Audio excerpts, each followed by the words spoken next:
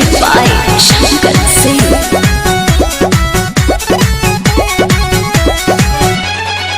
कानूनी गजुर मजुर फोनवे में बोलता डरता करे जाई मान हमर डोलता।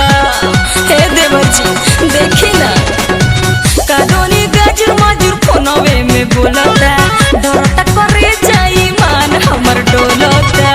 धराइबू तो हम देखें।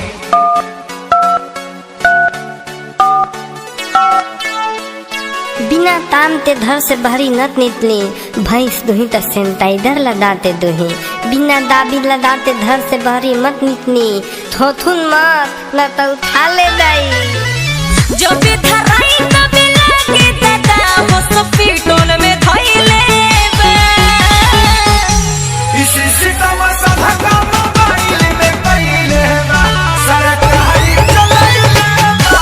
इसी सितम सब काम मोबाइल में पहिले बा सरकारी चलाइले बा।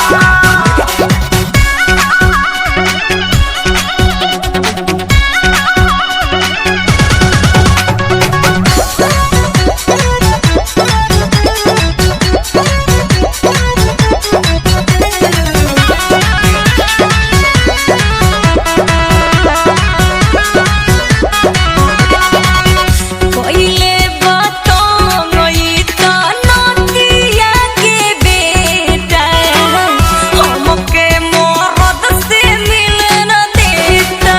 हे देवरू हमके मरद से मिलन देता।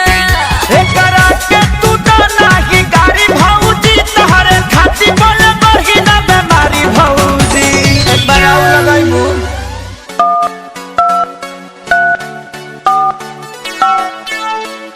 कोविड-19 से बचे के लिए आहा सब घरे में रहो। सरकार का निर्देश का पालन करो।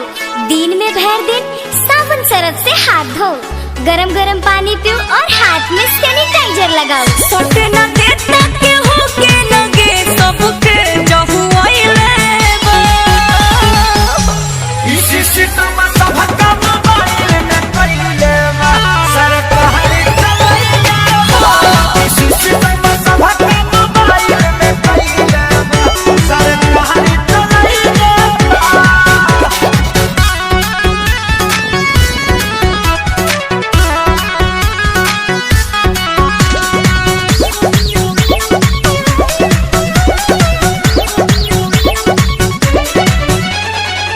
सैया पवन से मिलती मान करे मोरा। इहे बनल बाटे रोड़ा ए देवर जी। इहे बनल बाटे रोड़ा। कहतानी जनरेशन कर थोड़ा भौजी भैया आ जाई है धाली हमकोरा भौजी। लास्ट पर आउ लगाओ तो